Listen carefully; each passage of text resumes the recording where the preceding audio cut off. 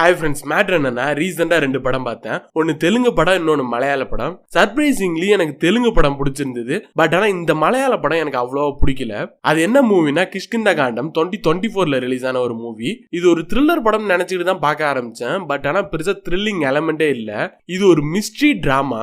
சரி, இந்த படத்தோட கதை என்னன்னா, நம்ம ஹீரோ வந்து ஒரு ஃபாரஸ்ட் ஆபீசர். அவர் படத்தோட ஸ்டார்டிங்லயே ஒரு பொண்ணை மேரேஜ் பண்ணிக்கிறாரு. அதே டைம்ல அவங்க அப்பாவோட கன்னுமே காணா போகுது. எலெக்ஷன் டைம்ங்கிறதுனால எல்லாருமே கன் எடுத்து வந்து போலீஸ் ஸ்டேஷன்ல கொடுக்குறாங்க.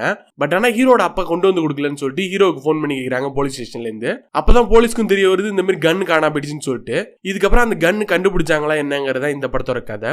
நான் சொன்னது ஜஸ்ட் ஒரு ஸ்டார்டிங் பாயிண்ட் மட்டும் தான். இதுக்கப்புறம் நிறைய கதை இருக்கு. பட் ஆனா இந்த படத்துல ஒரு முக்கியமான ஒரு விஷயம், பெரிய பிளஸ்ஸா நினைக்கிறது, ஹீரோவோட அப்பாவை பண்ணவர் தான் ரொம்ப சூப்பரா பண்ணிருப்பாங்க. சரி, ஓகே, இந்த படம் எனக்கு ஏன் ஒர்க் அவுட் ஆகலன்னா முக்கியமான காரணம் இந்த படத்தோட கதை தான். ரொம்ப சிம்பிளான கதை, அதையுமே எவ்வளவு இழுக்க முடியுமோ இழுத்து கொண்டு வந்து நிறுத்திருக்காங்க.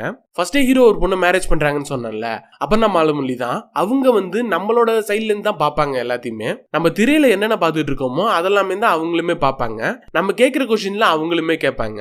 பட் ஆனா அங்க இருக்கக்கூடிய எல்லாருக்குமே எல்லா விஷயமும் தெரியும். அதை ஒவ்வொரு டைம்ல ட்விஸ்ட் மாதிரி ரிவீல் பண்ணுவாங்க அப்பலாவுக்கு. பட் ஆனா அது நமக்கு ஒன்றும் பெருசா இன்ட்ரெஸ்டிங்கா இருக்கிற மாதிரி தெரியல.